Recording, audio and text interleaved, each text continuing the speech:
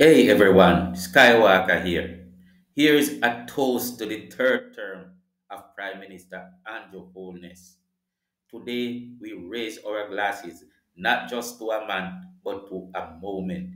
To Prime Minister Andrew Holness, whose leadership has carved a path through challenge and change, and whose third term marks a new chapter in Jamaica's journey.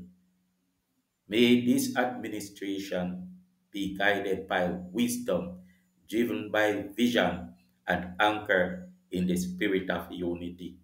May the people of Jamaica continue to rise, thrive, and shine under the banner of progress, to legacy, to leadership, and to the land we love, Jamaica, land we will always call home. Cheers to the future. Cheers to the Prime Minister.